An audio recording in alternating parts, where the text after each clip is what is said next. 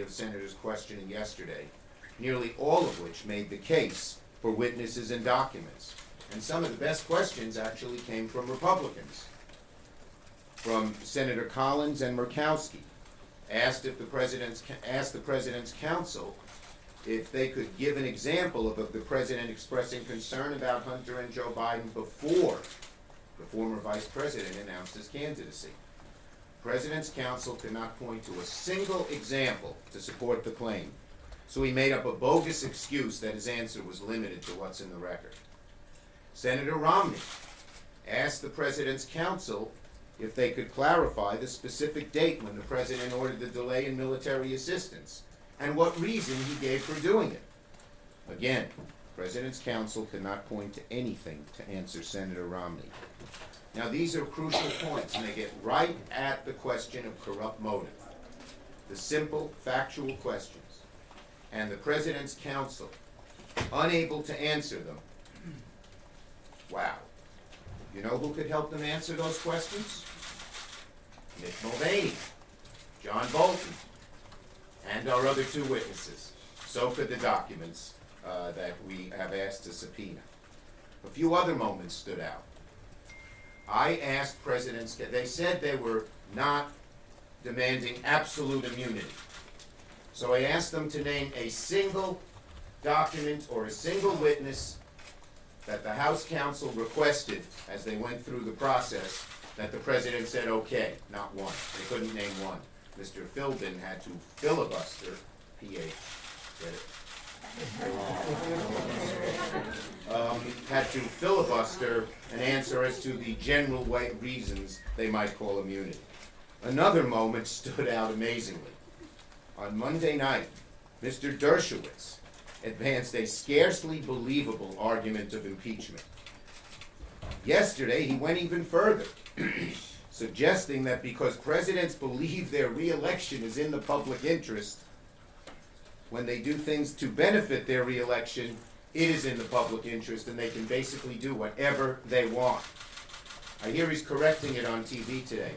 That seems to be Mr. Dershowitz's pattern. He gives a statement on the floor and then spends the next day correcting it. What a load of nonsense. By Dershowitz logic, President Nixon did nothing wrong in Watergate. He was just breaking into the DNC to help his re-election, which of course is in the public interest, according to Dershowitzian logic. The Dershowitz argument, frankly, would unleash a monster. More aptly, it would unleash a monarch. Think about this. According to Dershowitz, impeachment is only for criminal offenses. Meanwhile, President Trump's Justice Department argues that a sitting president can't be indicted, can't indict for criminal conduct, can't impeach for non-criminal conduct. The president could blackmail a foreign country into poisoning our elections and get away with murder, literally, so long as he's in office. Republicans have gone from denying the president what the president did to normalizing it by claiming every president does it, to now saying there's nothing wrong with it even if he did it. It's incredible. The lengths they will go to justify something most of them, not all, but most, know is wrong. The President's counsel is asking us to confer two new rights on the presidency. The right to ask foreign countries to investigate their political opponents, and the right to prevent Congress from investigating their opponents. If Senate Republicans vote to endorse these ideas by shutting down a fair trial, they could spell the end of presidential accountability as we know it. Today we'll finish the question and answer period. Then tomorrow we'll take a crucial vote on whether we will debate having witnesses and documents in this trial. The fate of much of the future of how this republic conducts itself is on the shoulders of 4 Republicans. I believe Senate Republicans and the President's team are worried about the vote. Yesterday, Mr. Sekulow said that if the Senate elects to subpoena witnesses and documents, the President's team will force all sorts of manner of delay. Take the managers to court, assert privilege, drag it on forever. It was a shocking admission from Mr. Sekulow. revealing how concerned the president's team are, how afraid they are of eyewitnesses to the president's conduct coming before the Senate. Of course, his argument isn't true. There's no reason for endless delays. The documents are compiled. One key witness has already said he'd testify.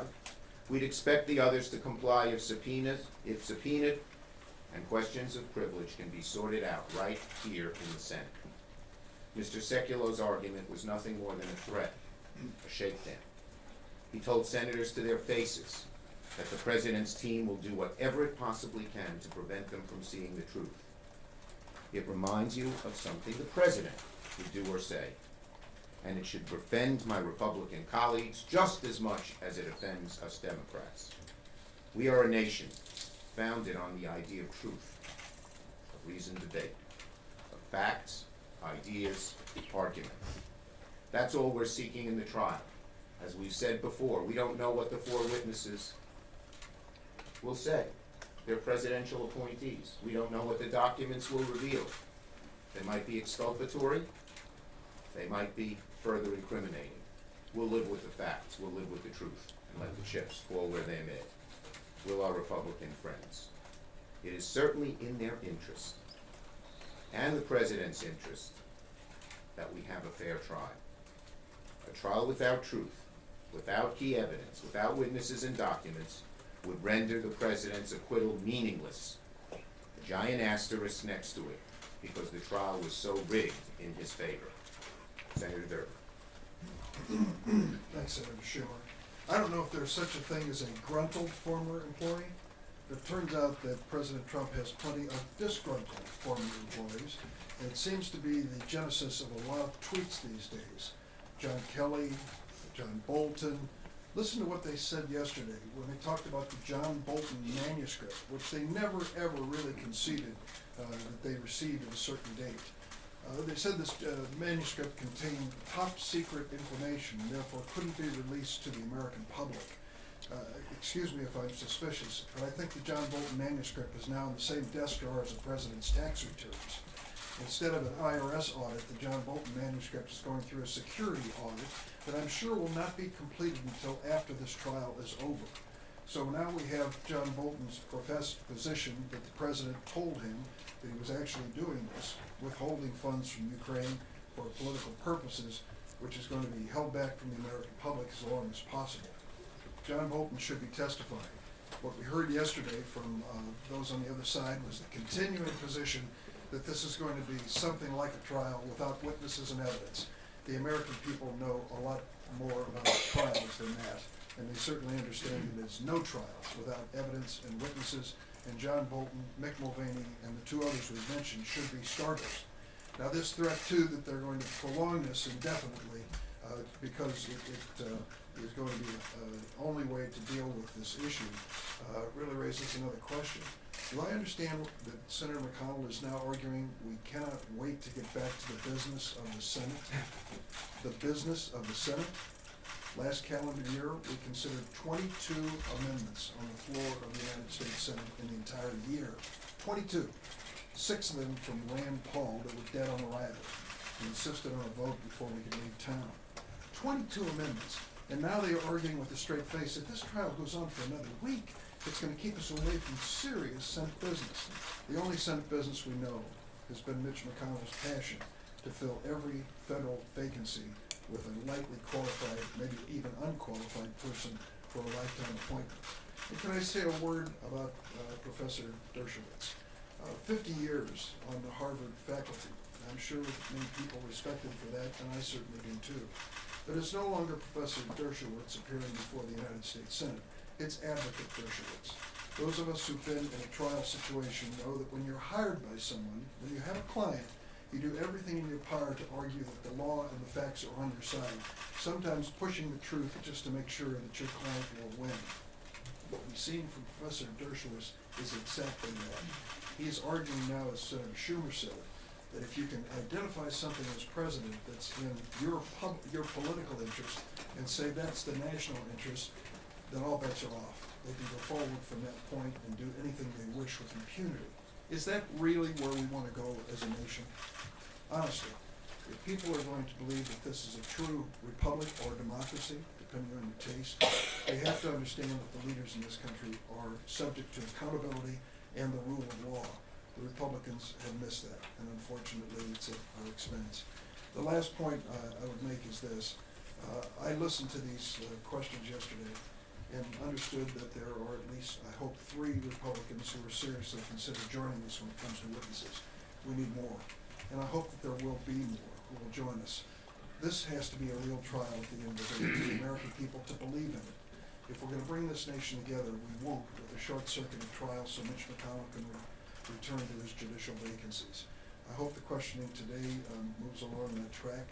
I also want to say that the closing comments by Mr. Philbin in the first part of the question period that suggested that he could receive information from foreign sources without any concern really is a problem. If that is the new standard, God save us, because we're now relying, unfortunately, on an election process that is not protected from information sources that do not have the best interests of the United States in mind. The efforts they're making to distort and twist the truth when it comes to the security of our elections could hurt us for many years to come. Senator Hirono. Thank you. We are witnessing the coronation of Trump, with Mitch McConnell holding the crown and the Republicans holding his train. So we already know that Trump believes that he can do anything he wants under Article 2 of the Constitution. So yesterday, we listened to, during 8 hours of question and answers, this, what I would call insane view being pushed out to the rest of the country. Amazing. My colleagues talked about, in very concrete terms, what they think Trump can do. And I want to put this into a larger context of what a president who believes that he can do anything he wants under Article 2. This is not a president who cares about checks and balances. So this is a president who already brought us to the brink of war with Iran. Who knows what's going to happen with North Korea as Kim Jong-un continues to plague him. The president continues to go after immigrants tooth and nail. You have to ask yourself, what group is he going to go after next? And he's already given us that information. The next group he's going to go after are seniors, because he's going to cut Social Security benefits. I represent a state that has a lot of seniors. And believe me, I looked it up. Alabama, Arkansas, Maine, Vermont, West Virginia. These are states that have almost 1 in 5, more than 1 in 5 of their population relies on Social Security. So when he continues to go after immigrants, not enough of us speak out, but all the people who live in these states, I hope they're listening. Because we now have King Trump who's going to go after your Social Security. This is the larger context in which the president who believes he can do anything he wants under Article 2 operates. And that is the danger we face. And what is it going to take for us to fight back? Well, it's by fighting back. That's why we're here. Thank you. Thank you. Maisie. Okay, questions? Mr. Leader? Yes. Mr. Leader, the possibility that this witness vote could end 50-50 has been raised. Do you anticipate that the Chief Justice would weigh in there or step back? Look, right now our focus is on getting 4 Republicans. We shouldn't have to rely on what the Chief Justice will or will not do. We need 4 Republicans to understand what the crisis that the President has created, to understand the weightiness of the arguments, and the fact that in impeachment you must have a fair trial. That's where the focus is. If you don't get No, the that's votes, it. would you? Leader Schumer, could you give us some insight on those conversations you're having with Republicans one-on-one? I Are don't we get, persuading them, or look, are they listening? we all talk to Republican colleagues, and we've made the same arguments we've made here, which is that fairness dictates a fair trial, and impeachment dictates a fair trial. We would forever give up the right, one of the last checks on an overreaching president who thinks he can do anything he wants if you can't get witnesses and documents. And, you know, I think some of them are weighing it. Mr. Lee. Yes. Leader Schumer, you mentioned the future of the Republic is on the shoulder of 4 I Republicans. could, you gotta speak up a little. You mentioned that the future of the Republic is on the shoulder of 4 Republicans. Do you feel like that 4th vote is still up for grabs? And if so, how do you plan to approach the Look, question? we've always said this is an uphill fight. The pressure that Trump, who's a vindictive, nasty president, and McConnell place on them is large, but we're still hopeful. Truth prevails. Our caucus is so strong and so united because frankly we believe we have truth and right on our side, and to boot, after 4 weeks of talking about this, the American people are strongly on our side. The overwhelming majority, 75%, including a significant majority of Republicans, are for witnesses and documents. And you know, it's rare in a public poll that you get Republican rank and file disagreeing with President Trump. But in this case, they do. So we're continuing to make the argument and make the fight, and we think that truth can prevail, and we can get the 4 votes. Yes, Mr. CNN. So GOP leaders seem increasingly confident that they can block witnesses and documents from being called, and they say they want to move to a vote on acquittal tomorrow night. And I would like to know, is there anything you can do to delay or stall? I know there's a target Okay. for motions. I don't wanna characterize. The bottom line is, our focus is on the vote on witnesses and documents. As you know, the leaders' resolution doesn't go past that. The minority has rights, and we will exercise those rights. Yes. I was actually gonna ask you Okay. along those lines, Yes. just more specifically on the motions, like what motions would you like to We're not gonna offer? get into that here. Our focus right now is on getting the 4 votes. Leader Schumer, Yeah. do you believe that the Senate should deliberate as a jury privately on the question of decide. witnesses? We will decide. That is allowed by the rules. It's ambiguous. It says you can deliberate. Obviously, majority vote determines everything. And again, we will decide that as we move forward. Before But the the bottom, vote, no, the no, closing no, argument? that's it. Yes, Cheryl. You've talked about Democrats being united, and you've also talked about this being a vote, the ultimate vote to acquit or convict as a vote of conscience. What message would it send if some Democrats voted to acquit the president? We're focused on the 4 votes here to get witnesses and documents.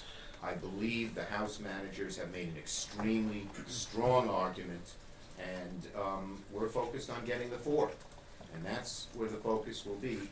Our caucus is totally united on that issue, which will determine where we go from there. Yes. I wonder if you could speak to the Senate as a deliberative body dealing with impeachment from the Clinton times, how it behaved then, what your observation was, versus now. Well, there's obviously 2 things. A, much more polarization, obviously. I think a lot of our Republican colleagues, frankly, know what the right thing to do is, know we have truth on our side, but we've never had a president, as I said, who's as vindictive and nasty as this one, and he strikes fear in the hearts of a lot of people. But the second difference is, with Nixon trial and Clinton trial, there was cooperation. Clinton went before the grand jury. There were loads of witnesses and documents made available by both Nixon and Clinton. This is the first president who, in this guise of absolute immunity, has stonewalled everything. That's a huge difference. That's why the need for witnesses and documents, even though they were available in Nixon and in Clinton, are even more needed now. Leadership. No, you, last question. You dismissed over the last couple of days the idea of a witness deal. Has your thinking changed at all given where the votes stand? And secondly, yesterday he gave his list of people that he would call: Hunter Biden, Adam Schiff. Yes. You've argued that none of them are relevant witnesses. Is there anybody on that list who you Look, we're not need the 4 votes. First, the Republicans can call any witness they want right now. What they're afraid of is the witnesses we've asked for, okay? And so that is the first step. Now, if we get the 4 votes, I imagine there would be some negotiations. First step, get the votes. Thank you, everybody. Which Republican senators are you pursuing for the 4th vote? It's gonna be over by Saturday. Professor Dershowitz's class at Harvard Law. No. That's why my arguments are cogent.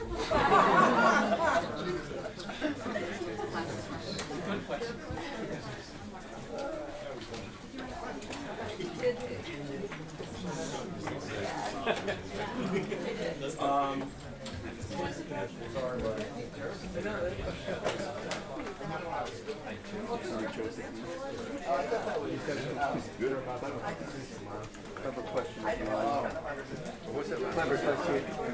you think, what's his name, his course at Harvard? Okay, I'm gonna go back on this.